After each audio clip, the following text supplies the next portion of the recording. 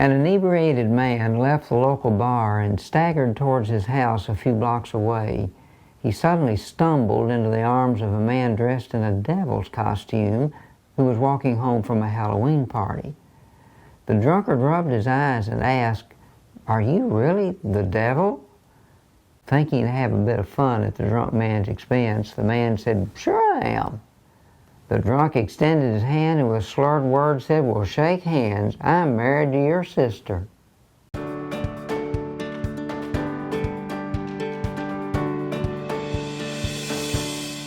That little story about the drunkard who was uncertain if he had met the real devil reminds me how throughout my years of ministry I have counseled many people who have been plagued by uncertainties regarding their Christian faith. Maybe you faced your own uncertainties on your Christian journey. These periods of uncertainty may be unsettling, but they're not uncommon. In fact, it puts you in an elite group. In the Old Testament books of Job, Jeremiah, Ecclesiastes, Lamentations, Habakkuk, and even in many of the Psalms, the writers are riddled with uncertainty.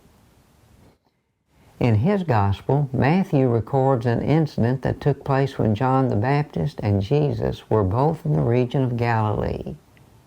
Jesus was preaching and teaching in the towns, while John the Baptist was imprisoned, facing impending death. Matthew writes in chapter 11, verses 2 and 3, when John, who was in prison, heard about the deeds of the Messiah, he sent his disciples to ask him, "Are you the one who is to come, or should we expect someone else?" What John was asking was whether or not Jesus was the real Messiah, or had John's whole ministry been based on a fraud? Remember, it was John the Baptist who first identified Jesus as the Messiah, when 3 years earlier he had baptized Jesus, and immediately and convincingly declared, "I have seen and I testify that this is the Son of God."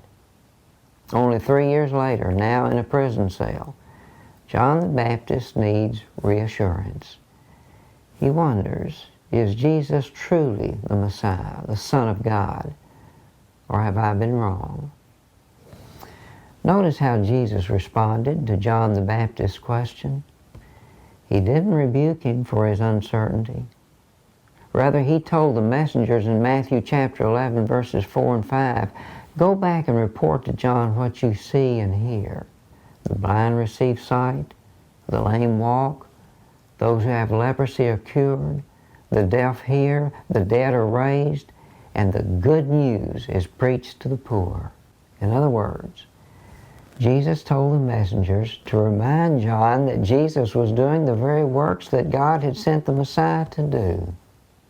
So honestly expressing his uncertainty is all it took for John to gain the reassurance he desperately needed to sustain him during the dark days preceding his beheading by Herod.